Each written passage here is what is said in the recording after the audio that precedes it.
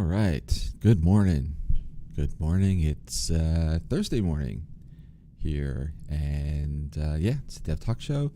Just me today. No Chris. That's fine. Chris will be with us tomorrow. We'll do another show tomorrow with him. And today we're going to work a little bit on, since I'm here on my own, we're going to work a little bit more on some of the Hello DallE app that we've been doing. If you saw the show that we did on Tuesday, we got images saving out to our storage document or to our storage location, which is awesome. We were having a little bit of trouble with the metadata, and what I'm going to do is kind of start there. When we get into looking at some code, we'll start there and kind of walk through a couple things that I figured out to get that up and running, and that's one of the things we'll be looking at. So metadata, we do want to put some get a QR code enabled here for our application and make it easy for someone to basically get a short link out to where that image is, and if they want to download it, hey, that's something that they could awesomely do as well. And then if there's time, want to start looking at things the other way and say, okay, we've got all these images. How can we kind of show them out and put them, on some kind of a display screen to kind of entice people to come over and take a look and maybe try out the application and create their own image. So those are some of the things that we're going to be working on today. And before we get started, I do want to share a little bit of information with you, as we typically do here when we start. First off, for those who are watching, I'd love to know where you're watching from. Drop a note in the chat, let us know where you are. And if you have questions or helpful commenting tips as I go through this, because back on Tuesday I needed some help. I'm sure we'll need some more today. Feel free to jump in the chat and help me along, help pair program this, massively pair program this together, which would be awesome. If you're watching in the future, welcome up on our YouTube channel. If you wouldn't mind, since there's no real chat in YouTube, but there is comments. So leave a comment below, give us a thumbs up, a like. And if you're not subscribed, because in looking at some of the stats, a large portion of people are not subscribed. I think it's close to 80%, if not a little over. And you like what we're doing here, give us a subscribe. It helps. So thanks. So enough of the PSA announcements around our sites.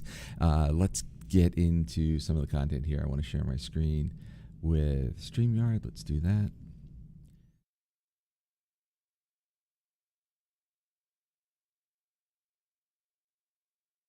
Oh, we didn't start the sharing of screen content. There we go.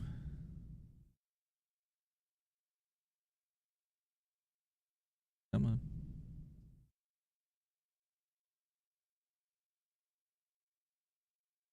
Wow.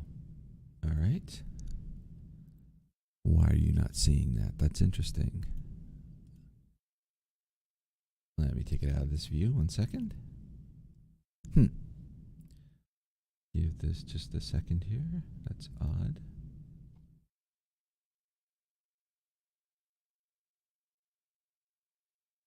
So while I kind of reset this here, we're starting a little early today. Going to go ahead and do, I have definitely a firm stop before 9 o'clock, because I have to go and get ready for some of the things I do on the day job here, and where so I want to make sure I have enough time to kind of transition and get things moving over in the other direction when it comes to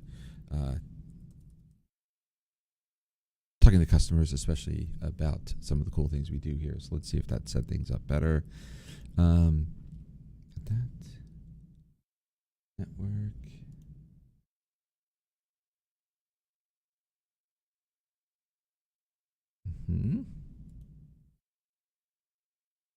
Oh, that is me. There we go. Okay, I can deal with that. Let's see. Let's get rid of this. Get rid of this. Yeah, basically just down to nothing. Okay. And probably should change the resolution here. That'll help. We started a little bit earlier, but a lot of this time at this point of the morning is typically when I would go through and do all of this setup. So it's an interesting change when we try and do this earlier than our normal 7:30 go live that we do on most days, especially when, yeah, it looks better. Okay. Back to this screen.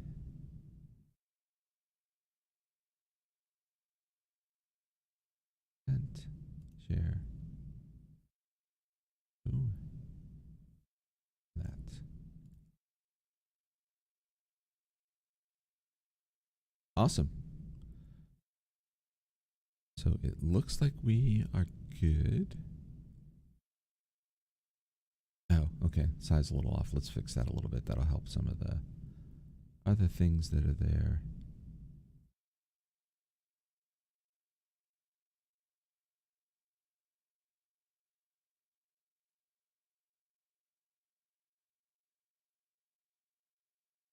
All right.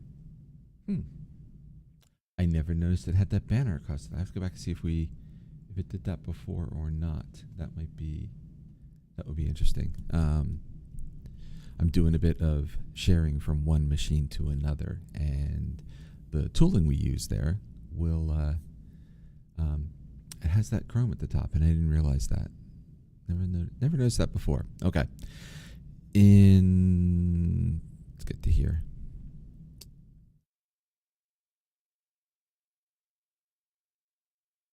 Excellent. So I'm using, just to mention, I'm using DevBox for doing my development work. So this is essentially a developer-focused virtual machine up in my Azure subscription. So with that, I've got all my tools here. I did the configuration. We still would love to do a show, get it on the schedule for Chris and I to kind of show and walk through what that means to create a DevBox together and how easy it is to kind of get those created. But here, it's awesome because I can spin it up in the morning, run, and then when I'm done, it shuts off in the evening. So awesome stuff. But here, we usually start off with some kind of an announcement and where things are, some cool things that we found.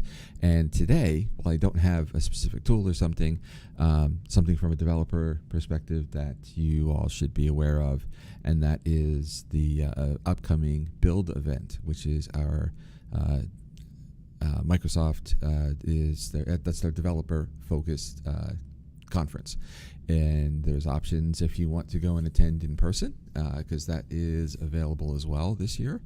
You can attend live in Seattle.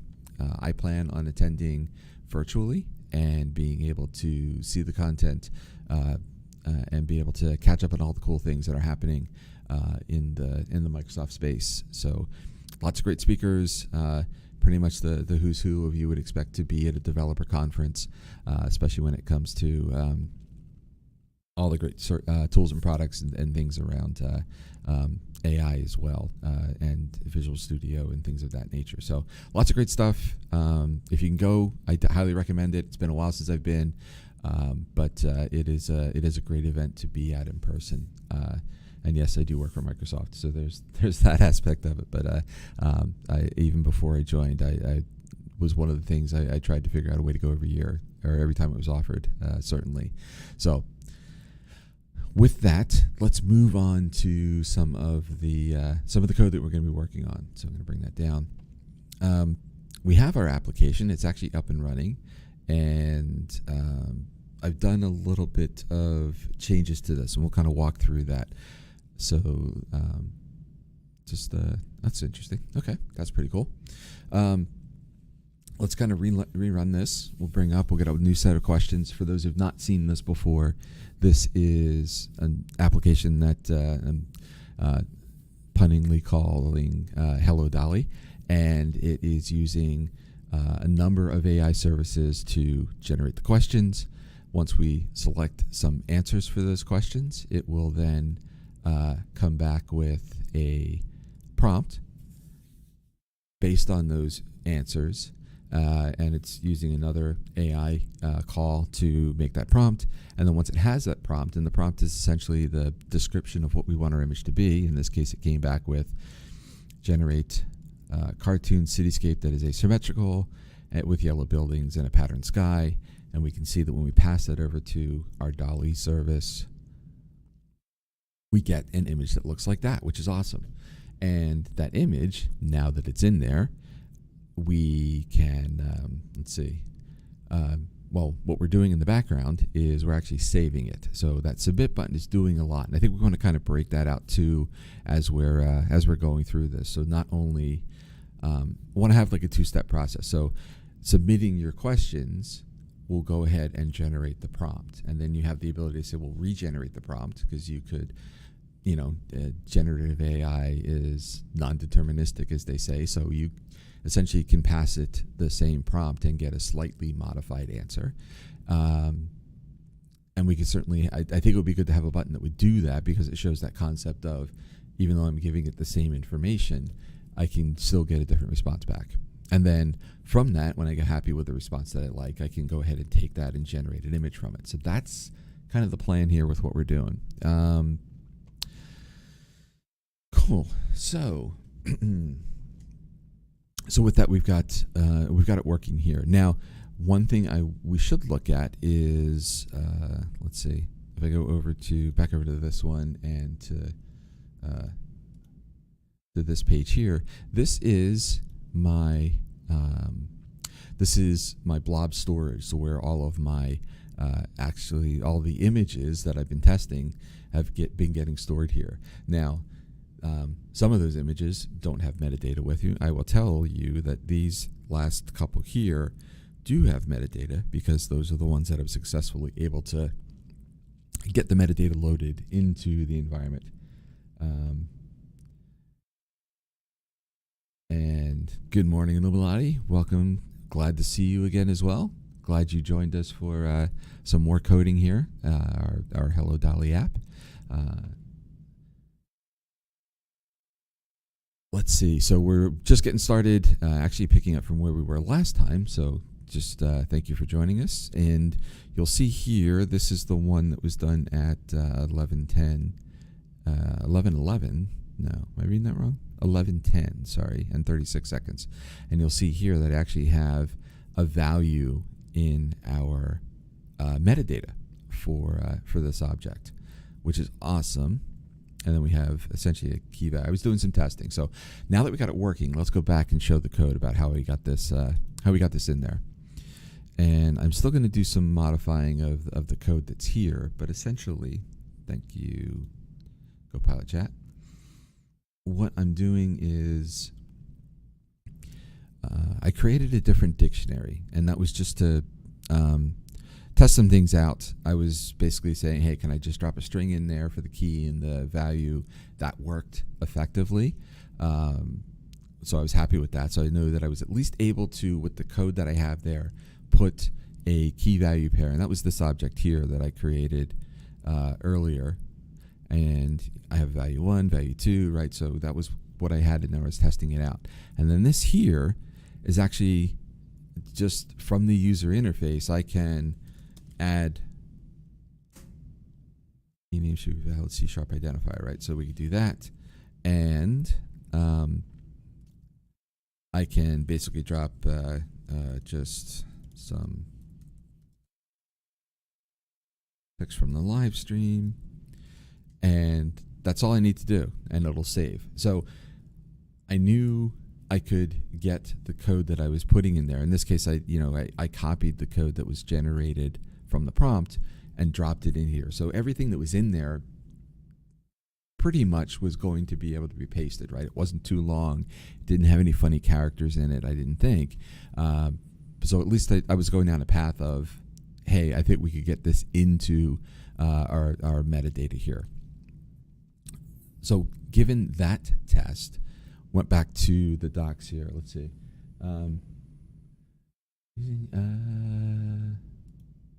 Using any AI for the voice. I'm I'm guessing you mean my voice.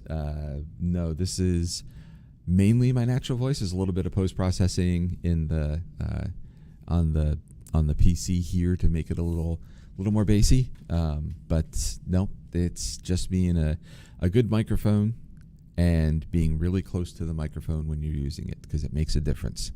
So yeah, no AI on my voice, so that would be interesting to kind of play around with some of the voice modulators and voice modifiers that are certainly accessible and available from my Stream Deck here. All right, so to the coding, what we did in that same test object that I was doing, that test dictionary, kind of the secret sauce here was basically to take that value and URL encode it. And I think it was where we were getting hung up, is that the values we were sending over, they had spaces in there. There is some punctuation at the end of the sentence, essentially, that the generative AI provided. So with that, putting this stream web utility URL encode function and then dropping our metadata value, so in this case it's the one for the image prompt, that seemed to work. So what I want to do, though, that's a good start. This was just basically some test code to kind of figure out, all right, how can, step at a time, how can I make sure that the metadata will work and that all of this code that we wrote here functions? Just kind of going through my process of how we got here. So I still want to use this, which is the actual metadata object that comes from our state that we're essentially saving as we run through this. But it might take a little manipulation to get there. So let's look at where we wind up saving those values into the metadata. Let's kind of start there. So we have add or update metadata. We've got that running here. And we've got our prompt for image. That's what we're dropping in here. It's the first, no, I'm sorry, it's the second place. First place we do it is up here with the response CV. And what I think we're going to do is we can do something like this. We can say system.net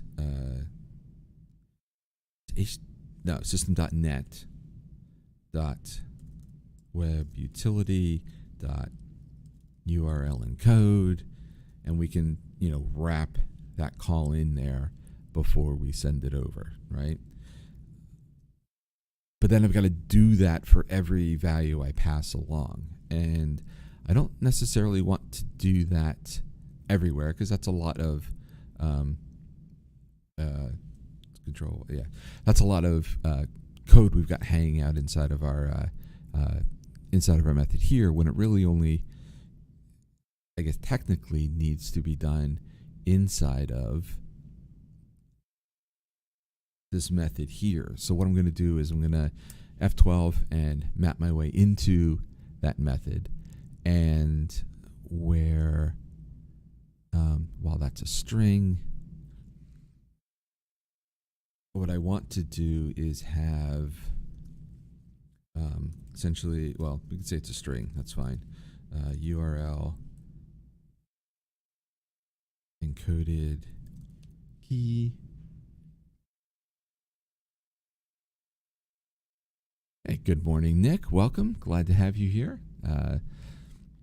Feel free to. I think it's the first time seeing you here. Unfortunately, I apologize if you were here before and I don't recall. But welcome. Glad to have you here. Feel free to drop comments and suggestions as we go through our coding here. So welcome.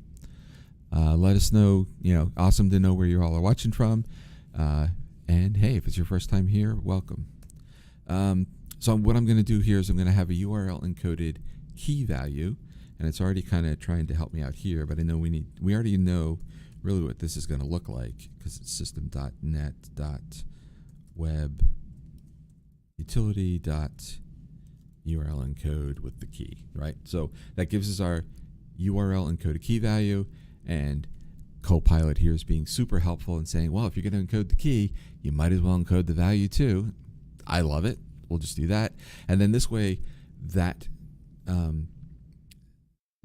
function call to encode it happens anytime we try and add our items into the dictionary object. So it doesn't matter, where we might add them, if we go back into the code here, it doesn't matter where in our code we add it, because we're going to do some here. I think we tried to do something at one point, and we'll come back and look at that as well. On the home page, we've kind of got that commented right out. I would have had to remember to go back and include that web URL here. Let's not do that, right? Let's simplify our code. Let's do it once in a place where it makes the most sense. Now, I can do that here inside of this dictionary object because I'm not, awesome.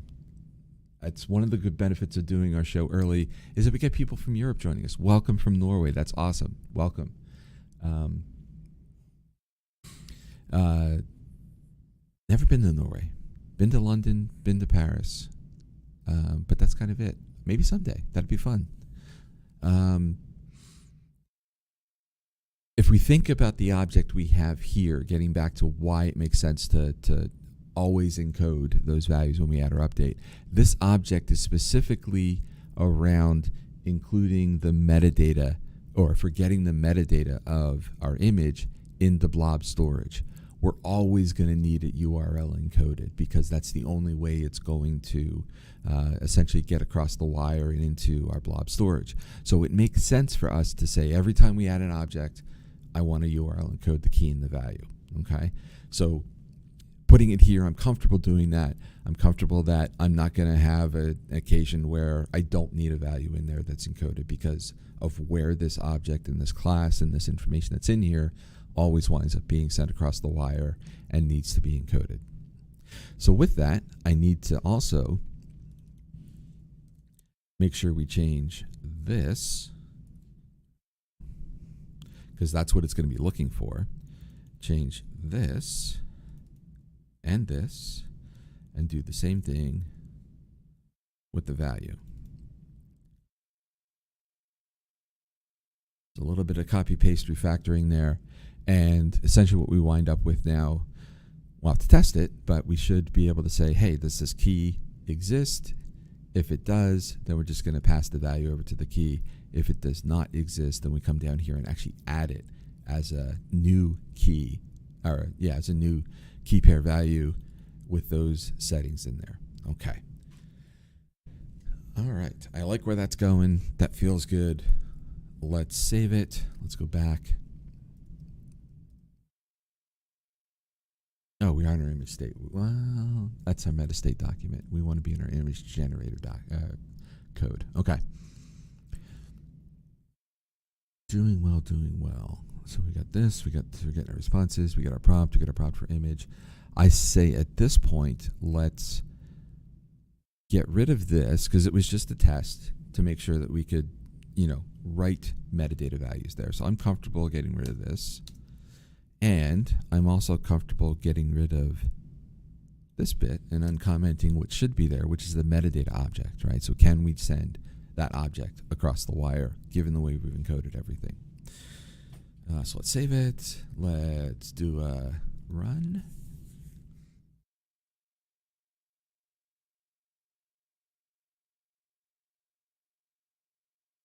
While that's loading up, we're waiting for our questions.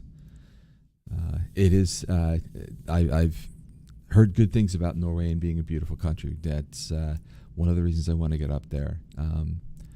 I think you guys see the northern lights up there, right? The auroras and things of that nature. That's one of the things on my bucket list that I still want to see. I've not seen the northern lights yet, and that's something I'm very interested in. I have made plans to go see the upcoming eclipse that we're having here in the U.S. So we've got some travel plans, just an overnight to kind of be close to where it is and then drive up there that morning. So I'm really looking forward to that because it's going to be a total eclipse and we're trying to get to a spot where it'll last a few minutes. So that is going to be fun. All right, let's answer some questions. We're going to submit. Now, I think we only catch the error if it fails. I'm sorry. We only hit a breakpoint if it fails. We're going to catch the error regardless. So if we see the text and we see the image, all of that should have worked. That's a beautiful image. And now let's go back over to our blob store. Yep, that's fine. We don't need those. Let's refresh. We should have 740, which is this one. And we've got our values. We have our responses, so we know what was provided by the user. We have the prompt that got generated and gave us that beautiful image. What we don't have yet, and this would complete the full picture of what the how the person got to this point, what were the questions related to the responses. It's a nice to have. If this doesn't work, I'm not going to spend a ton of time trying to backfill and fit those images in. It's one of those things that it's metadata. I'd love to have all the information I can, just in case we need to roll back to it. So let's do this here. So let's go, now that worked, let's go back to our code. Go to our home page. Let's stop, because I end up writing code and it's running, and then I don't know why it doesn't IntelliSense and do all the fun stuff it should be doing. So let's uncomment this, and I'm going to use the shortcut of Control-K, Control-U, uncomments all the lines that you've highlighted. In this one, Control-K, Control-C, I still need that one highlighted or commented. That's our description of what it is we're doing there. All right. We know, based on what we were just doing, that we're not going to do what's listed here.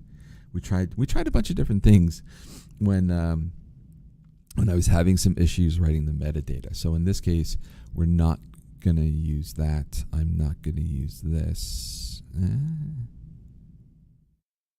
I may keep that question trim, because there is some white space in the the object that comes back, so that'll just be helpful. So let's do that.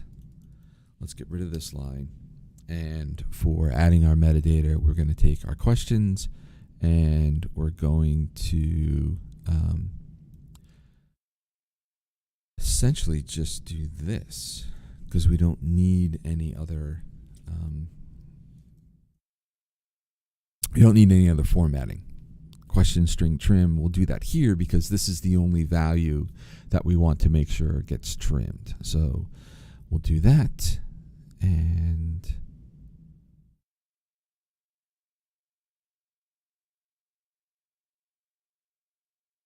oh, okay.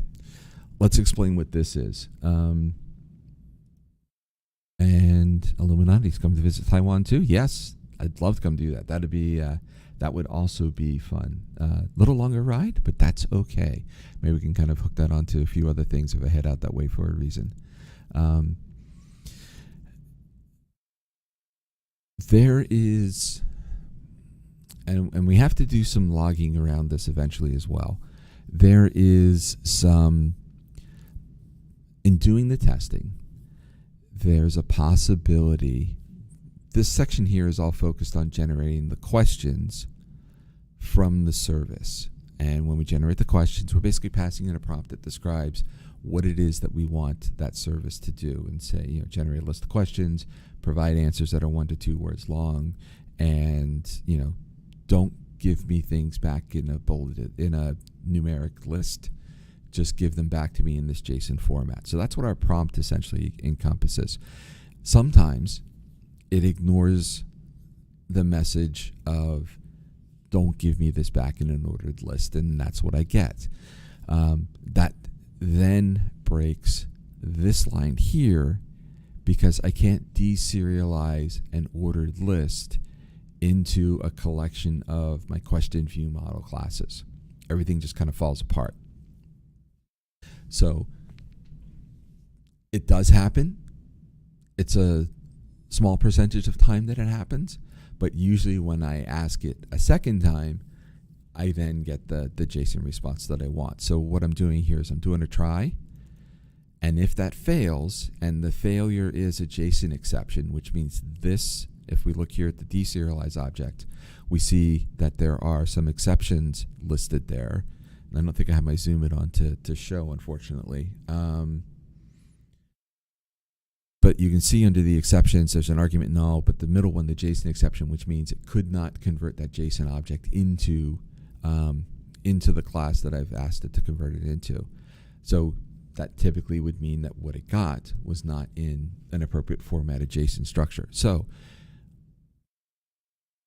what I'm asking it to do then, if that is the case, is just retry it. Go ahead and ask the prompt again, because I know odds are it's gonna pass the second time, even if it didn't pass the first time. So with that, because it's asking it a second time, I still want to be able to capture those values. So we're going to uncomment this section here and include the question string and basically have it write the questions there. So that's the plan. So ask it once. If it fails because it didn't get back a JSON format it was expecting, then come down here into the catch block. And if it's a JSON exception, go ahead and redo it again. If it's something catastrophic other than that, we've got to capture and log this as well. But at least for right now, we've got a place to kind of capture that. So that's where we are. Let's go ahead and save this. Let's build it, and let's go ahead and run this and see if we can get the questions saved into our blob storage metadata. And if not, then what we'll do is we'll comment those lines back out and not worry about it. We'll move on to some of the other cool stuff that we want to do. So make an analogous, abstract, tech, golden ratio. Interesting, mysterious, submit.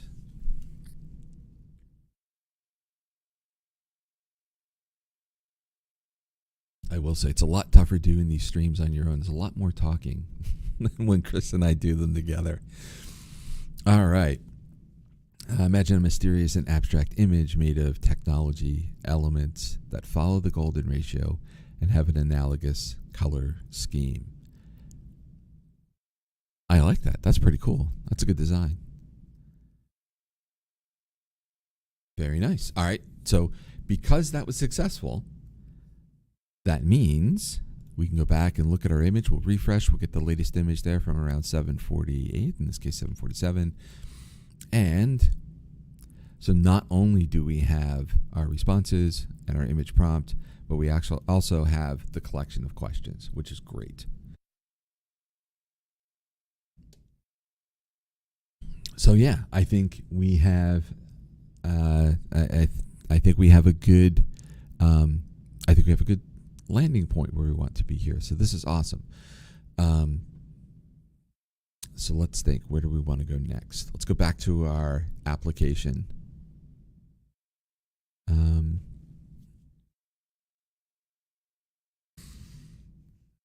Think what we want to do, what I'd like to see next is splitting this out and having submit and regenerate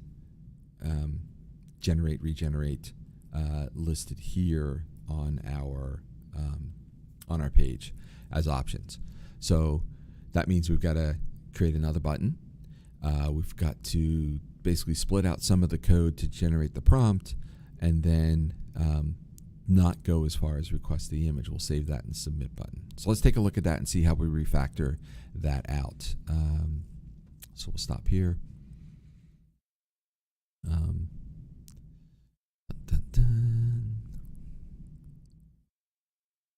So this is our home razor page, which is essentially the home page is the page that contains everything that we were looking at. So that page is no longer there, but if we think of everything on there, it was the home page we were going to. That home page, and this is Razor, so everything is component based. That's a page, it's a component, but it's a page type component because of this directive up here.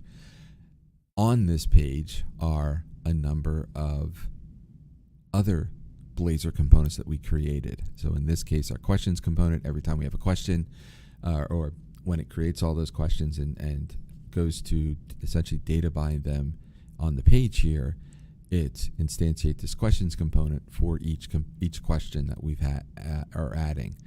The image generation, which is the prompt, the button, and the image control that gets displayed back, all of that resides inside of a component called the image generation component. And if we F12, well, that goes where, oh no, that is it. Okay, so this is our image component. So this is where we can make those modifications that we want to around our button. In this case, we want to, this is submit prompt button. And we want to create another button. And we want the appearance to be, make it lightweight like the other one. And then we want to hit an on-click method where we're not spinning prompt, we're going to call this one generate prompt. And we're going to call this, no, wrong way, sorry, boom, boom, You're helping me out too much here, Copilot. Let's see, just to that.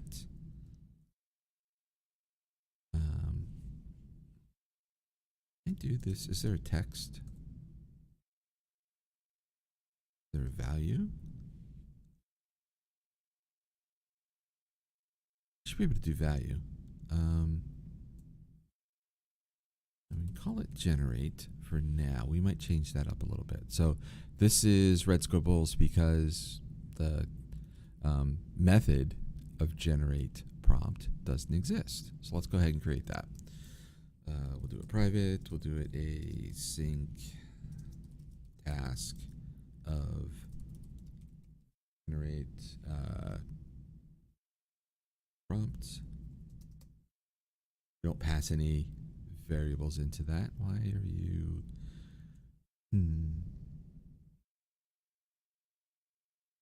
Yeah, we're not going to do all that. Well, that's fine. We already have the code that we want, so let's slide that back.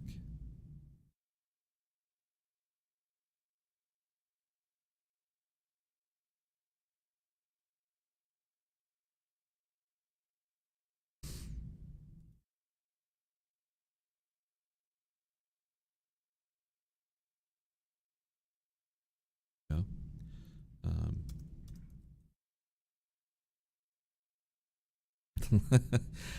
Love it. Love it when it is so helpful. Dun, dun, dun. Dun, dun, dun. Oh, so let's start out with, I really hate that it does that on the formatting. There we go. Let's put a try block in. And this is one of those, it's been around in Visual Studio forever. That was called a snippet. So and there are a number of different snippets available. Try is one of those that I typically rely on. And what try does is gives you the try catch block, which means try and run this code.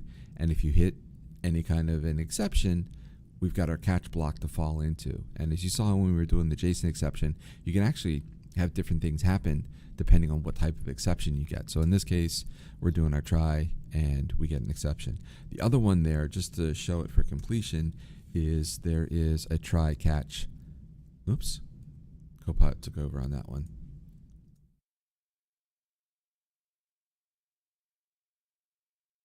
Bring that back up, try. There's a try finally.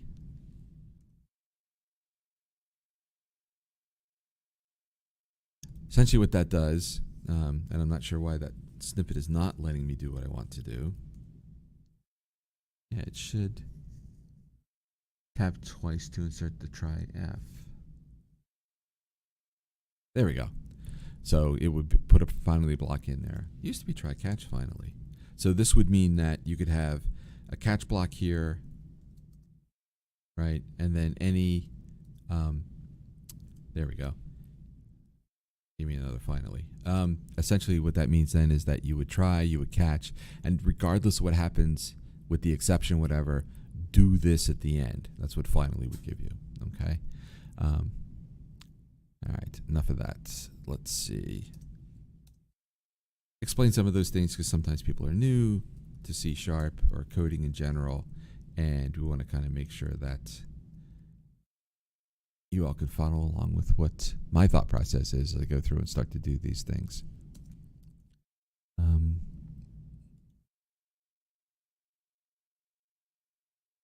Boom, boom, boom, boom. Nope, don't need that. Okay. Okay. So we already have the code that works, right? We know we can call out to our generate questions. Actually, in this method, we call our semantic kernel text completion service, and that generates our prompt. So we want to grab all of this and this because it gives us the prompt. So everything metadata wise is included in this step as well. So we're getting the responses and we're writing those to the metadata. We're getting the prompt that gets created and writing that back to metadata. So all of our metadata is in here too. And then this is another cool feature I love in Visual Studio, and I think VS Code does this as well, but hold the Alt key with highlighted text and just move your up arrow until it gets to the block you want. And we have it now nicely seated inside of our try block. So that's perfect. Okay. So what should happen with this is it's going to run, get the prompt, or take the question, take the responses, go generate the prompt, and come back and write that back into our value. We should look at is how are we loading hard visible. Oh, here's our text area, right? So prompt for image. This this value is what we're binding to our area. And why are we malformed? Why is it malformed? It doesn't like the value, I think.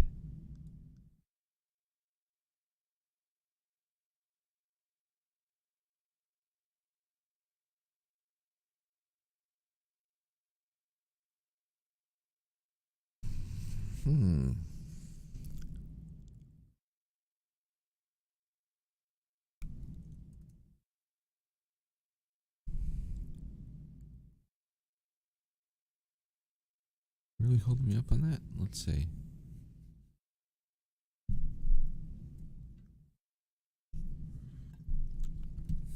It really is going to hold us up on this. All right, what did I miss?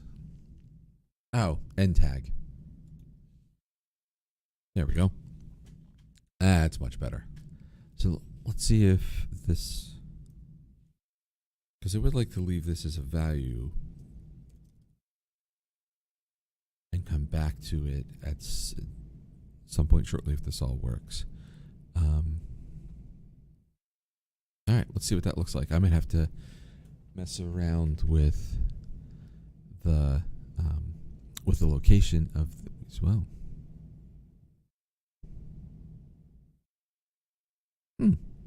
I don't see the button at all.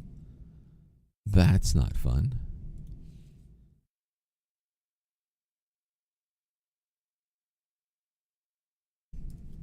Let's save it. Can we get hot reload to work? Yes, so hot reload worked. So we're able to get our button back. We didn't have to recompile. We don't have to do anything like that. All right. So let's do. You want any text in the image? Sure, let's put some text in. I'm be interesting to see. It will be interesting. Well, so we can say yes, but what's going to happen? Yes is the only thing that's going to be included in the collection of responses we send. It's not going to have the context of what yes means in that it's a response to having text in the image. And that's something internally I've been battling around about, should we include text or include the categories that the AI has provided to basically include those as we send that along, to give the prompt generator some context around, well, what do these mean? What is cartoon related to or playful related to? Well, it's one's related to the style, the other's related to the mood, right? So right now, no, but I think that's definitely an enhancement we want to do. And wow, that came back super quick.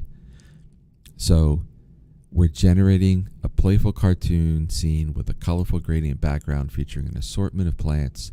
The main focus should be on a character exuding a sense of joy and saying yes in a bubbly font. Well, that's interesting that it interpreted all that. So I'm interested in the image. Let's go ahead and generate it. And this obviously is where a lot of the time is taken, but now we're making a little less time because it's only going out and doing one call, but generating the image will take the time.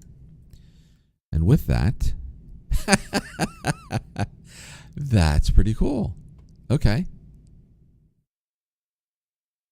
Now, what we can do is we can, I can't unselect in these yet. All right. So we can say no and see what happens. And then let's generate the prompt, which only takes a few seconds. So cool. Interesting. Playfully hitting among the foliage. Let's see what that does.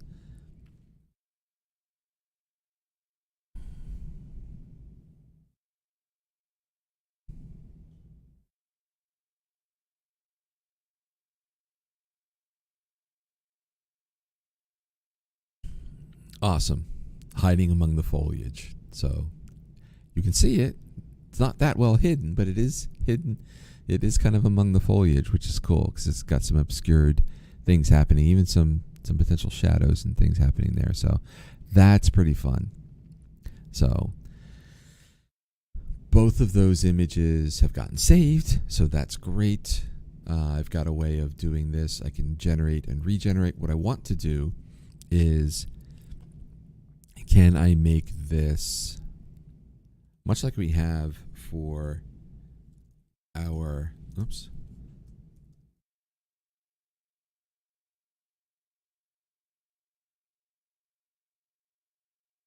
generate text. I set that equal to generate to begin with, and then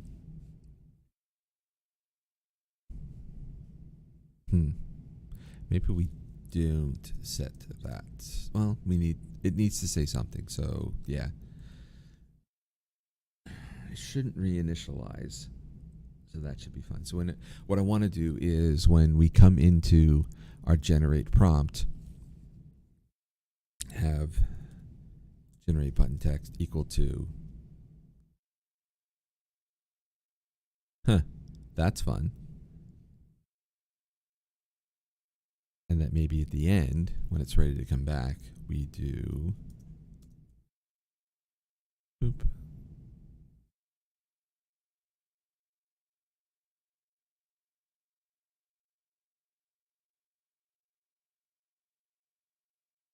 make this regenerate, because we're going to, you've already generated it. So to give the context of something already exists here, let's make it regenerate.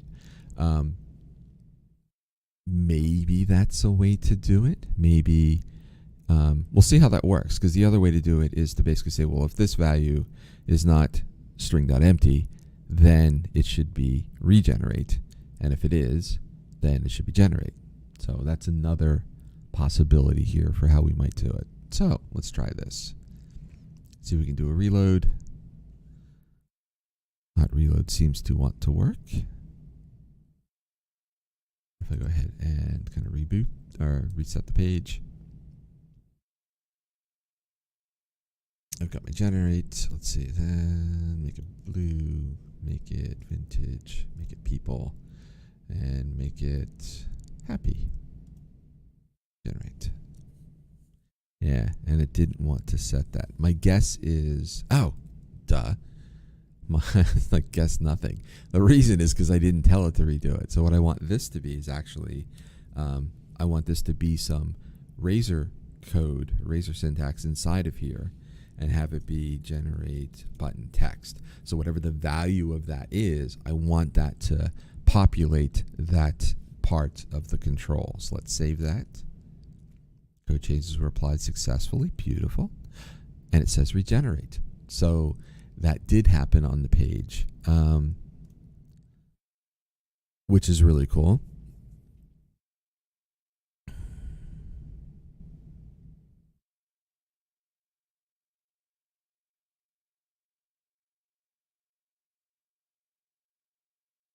Wow, those are some realistic looking people. Very interesting.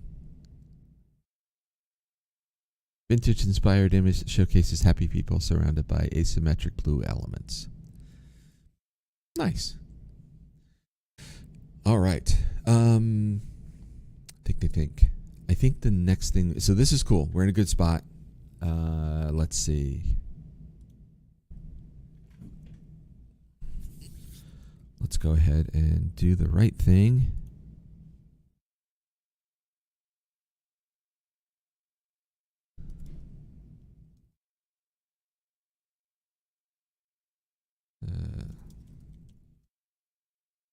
Right, so we've got our components there. Let's do get add and get commit.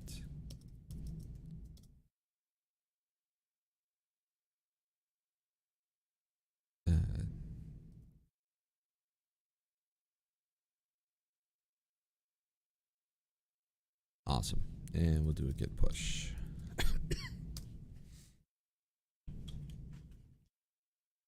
Excellent. Okay. What next? We've got about maybe a half hour. A half hour is probably about right. I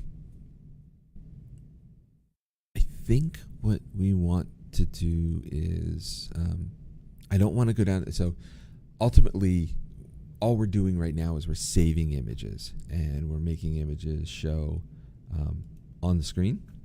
But that's it. There's no way to get the images and have them show up in some location. And that's, I think, what we want to do. That is something we want to do.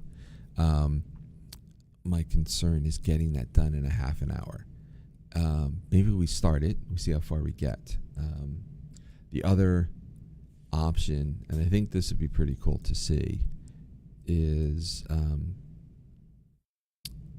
if you remember the questions show on that left side there, and there's kind of that empty space. Part of that was a little bit by design. I was hoping the image would kind of pop up there, but the image is a little too big. I think what we want to do is have the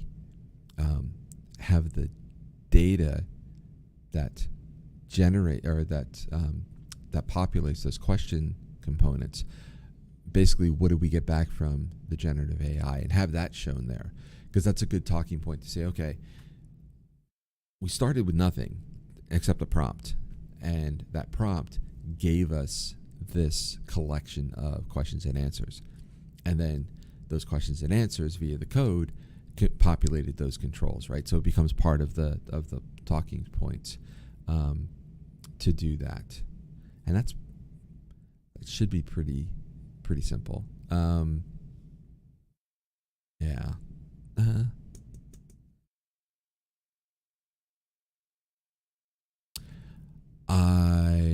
Yeah, let's do that. So if we go into our questions, is it part of the, I mean, it probably should be part of the questions control, although the easiest thing to do is go to our home page. This is the section for our questions.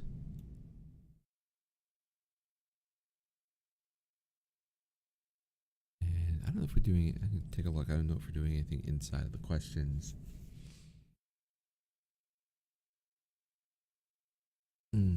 Yeah, we are making those items that.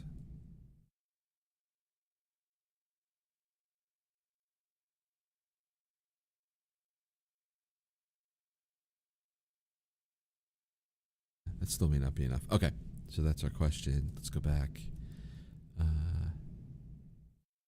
I'm not going to put a width on this. Let's see what happens.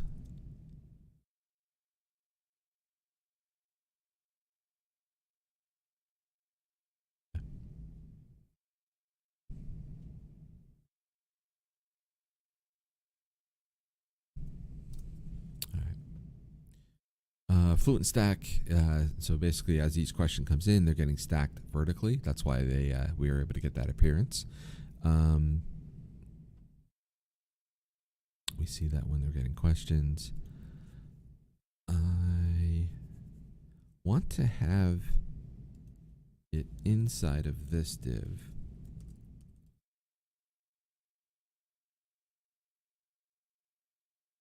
Go with text area because it's not really a field.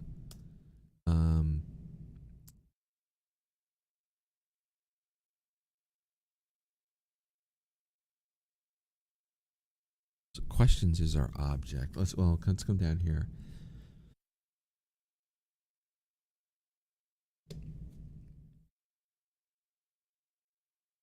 Are we using that anywhere?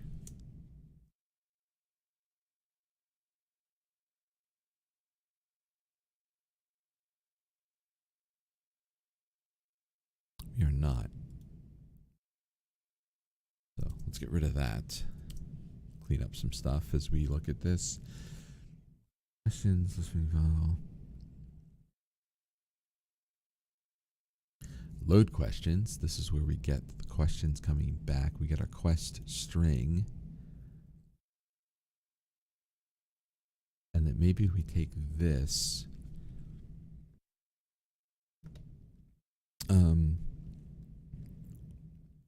Save that out to an object and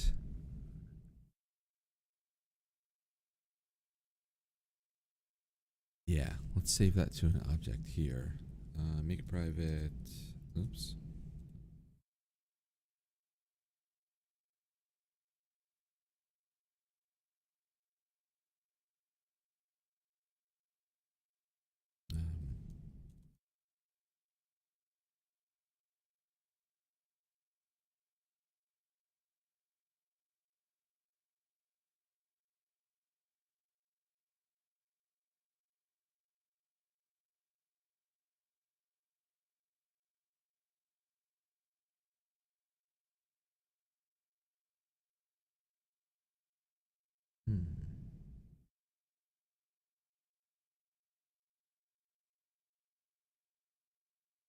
Could just do.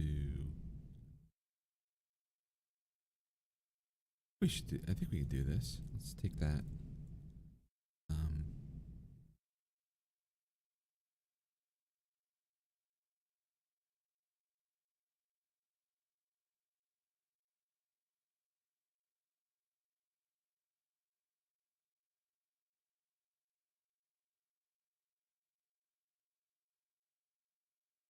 Why do that instead of just, having that variable here? Well, the difference is this variable is local to this method, so it doesn't get seen outside of when that method is running, and this particular property is part of the Razor page or the Blazor page code block, and we're able to basically see it from other locations here. So that's why I want to do that, and then I can come up to here, not the image component, the text area. I don't know, is it just easy as questions from Gen AI?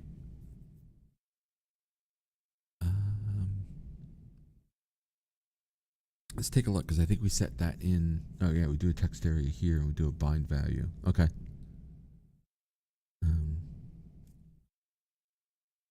So let's do it that way. There's a closed block essentially on that. Okay.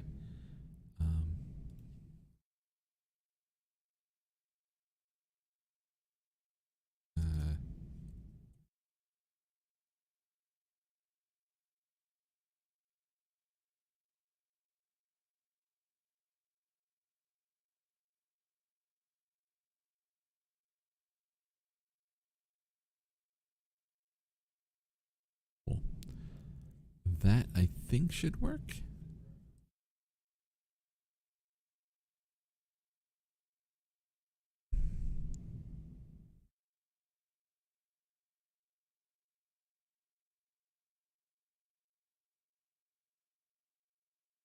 What do we call it? Rows? Yeah, rows. This is the number of rows in the box itself. It really should be something like 30, because there are many many rows inside of. Can I do this? Yeah, it's fine with it being an integer. Okay. I'm not going to worry about styling it right now. Let's just see what it comes back with. Okay. All right. Make it run.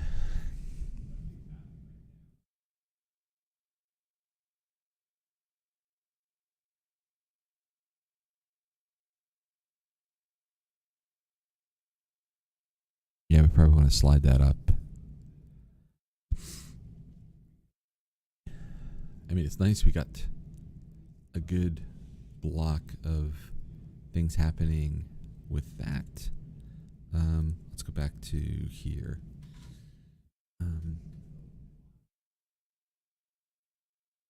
Put my wonderful HTML skills to the test.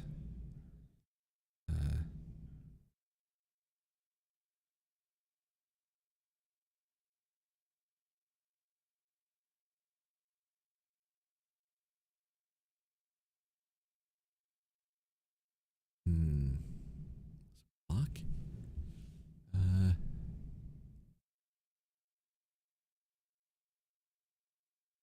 Oh, hey, we're not sharing the screen.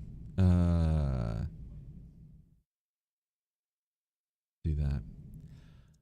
Well, we'll edit that out. Sorry about that. I was I went full screen when we were talking about some stuff and then forgot to bring over my content again. So what we've done is let's see if we can jump to it here. What I've done is I've put a property here in the code block for generations from AI as a string property. And I did that, or basically I'm using that in here to catch what comes back from the generative AI prompt, and then using it to then try and deserialize it, add it to our metadata, and same thing down here. If we try and rerun it, it's going to get essentially use that same object again from here. Okay. And then in our text area, I basically did a bind value to that object. So whatever that content is, and whenever it changes, it'll get updated, and we'll be able to see that inside of here. What I want to do, though, is have... I do want to give this some size and say that the width should be not auto contain, fit contain. Can we do fit contain? That's interesting. Try that. Fit the content. I love that. And then up here,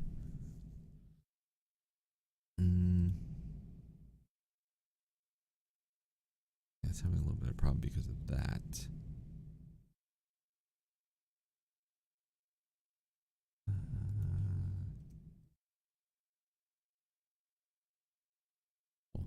Okay.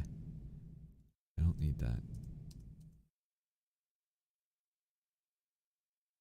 Cool. Style. Yeah, I know I shouldn't do this. Width.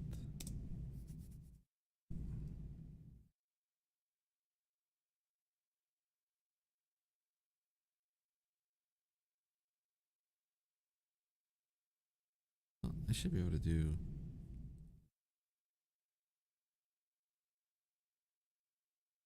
I feel that's going to get me in trouble.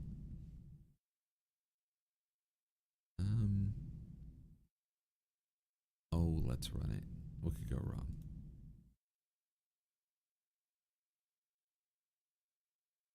Do you think you're good?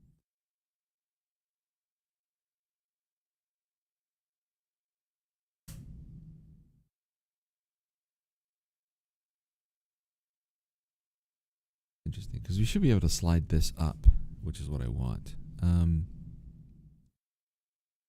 10 style div. Oh, and then that's falling down. Desk.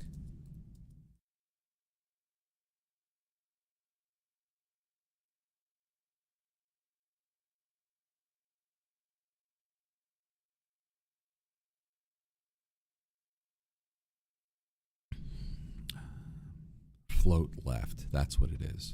Okay. Cool.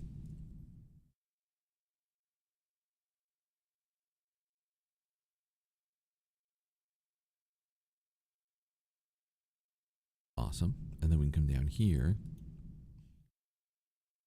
Can we do the wrap in a div?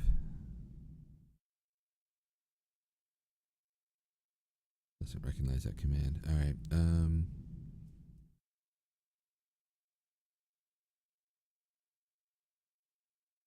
It's fine, so we can just do this and alt with the arrows and get rid of that line. Cool. All right. Getting close. Getting close. Style. Make that equal to float. Right. And yeah. What does that do? Well, go figure. That's awesome. I still have the issue with the sizing on that. So let's bring that back up.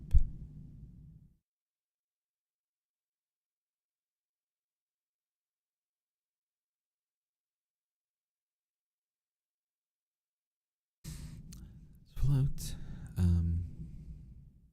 See, I don't think it's the size of what that is. I think it's the size of this. So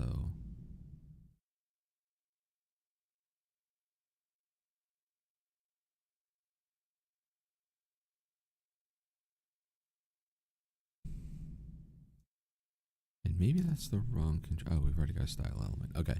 Width fit content. No. Width. Force it to be 300 pixels.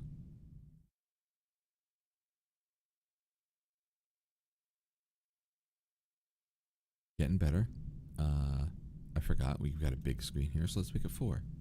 Cool. And I think that's enough, right? It's just a way of showing, hey, this is kind of what's going on. So what's interesting here is that this has popped up over top of this, because this is the prompt for your answers. This should go down here. And I think what I need to do is get that out of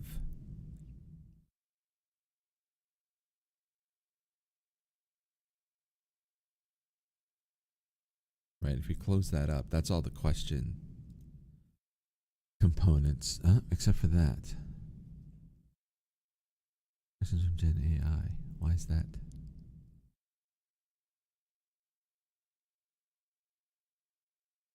Div style. I want. Oh, that's that, and this is separate. That's fine. That makes sense.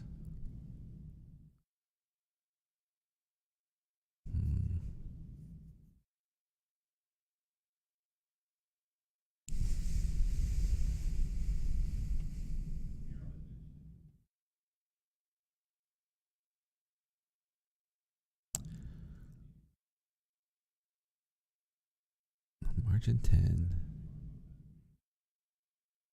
should be below all of this.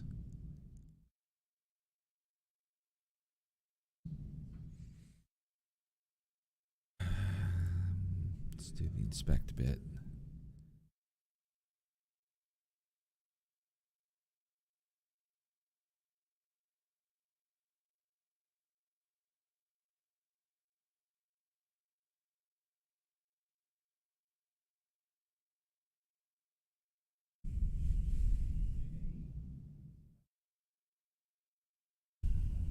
It's probably because it's not big enough.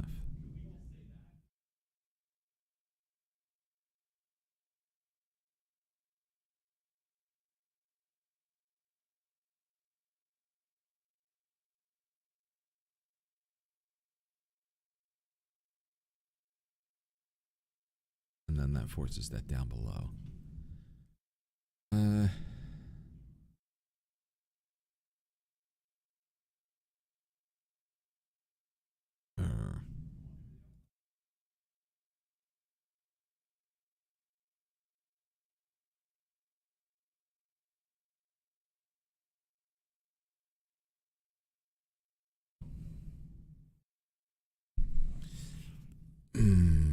I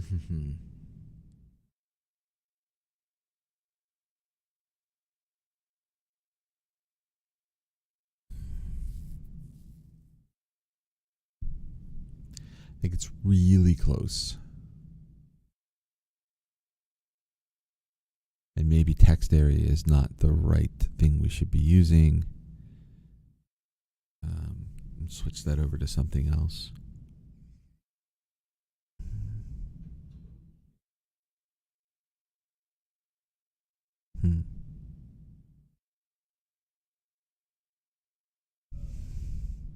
This is concerning.